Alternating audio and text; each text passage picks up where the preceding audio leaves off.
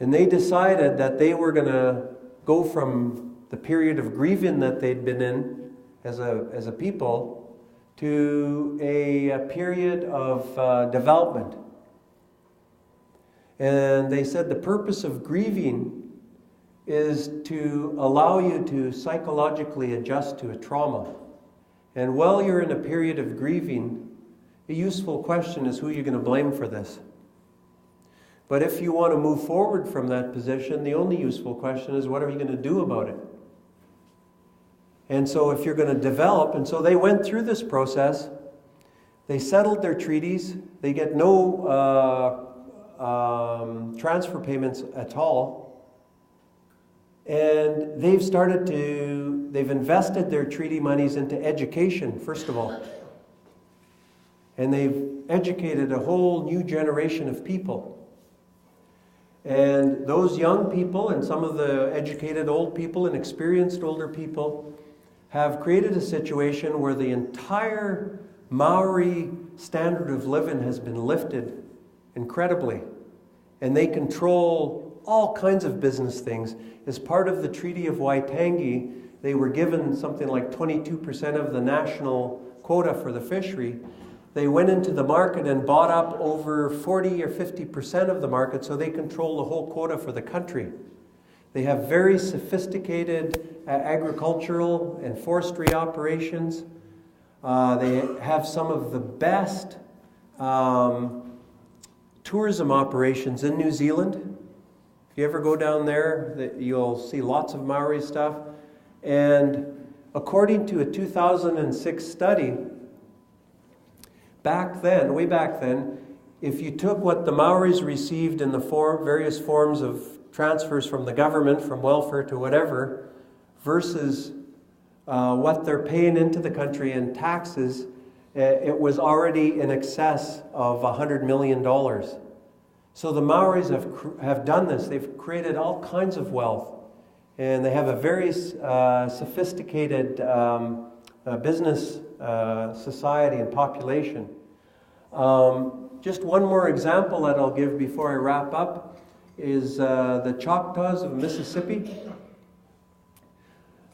Back after the Second World War, when America was in Germany to rebuild Germany under the Marshall Plan, the chief of the Choctaws was assigned to Germany as a soldier. He would get up in the morning and he would see the Germans picking up bricks and cleaning them off of their bombed out buildings and just rebuilding their cities and their society.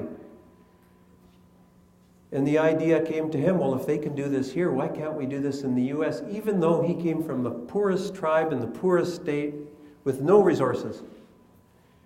So he came back to the U.S. with that attitude. I think now they employ something like 15,000 people, have well over $4 billion in assets. They've employed all of the Indian people in their tribe and all of the people that they've attracted to their tribe, and about 2/3 of the people coming onto the reserve to their factories are non-Aboriginal people. And so they are another really good example of how to move forward economically, how to generate revenue, how to use that revenue to create opportunities.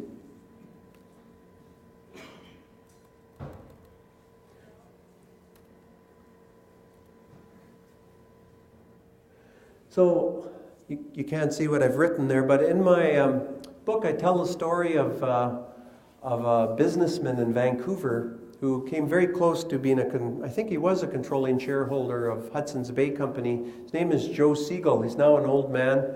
He moved from a tiny little town in Alberta and came out to Vancouver, and he became a very, very successful businessman. And he said, people say life is like a highway. He said, but life isn't like a highway. He said it's more like an airport runway because there's a definite beginning when you're born and a definite end when you die. And he said, no matter where you are in your runway of life, that part of your runway behind you doesn't matter. He said it doesn't matter because there's nothing you can do about it. It's history. The only thing that we can do something about is the runway of life that's ahead of us, both individually, collectively through our families or tribes or even our society. So it's a very good lesson to learn.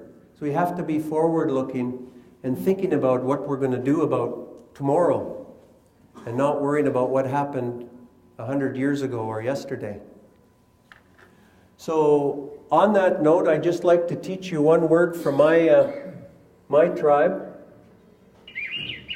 Oh, I won't teach it to you because it's too noisy. I will teach it to you, but I won't show it to you. The word is waiwa, and I'd like you to say it after me. Waiwa. Now say it like Tiger Woods is teeing off at 1:40 today. Waiwa. Thank you, and that means just do it in my language.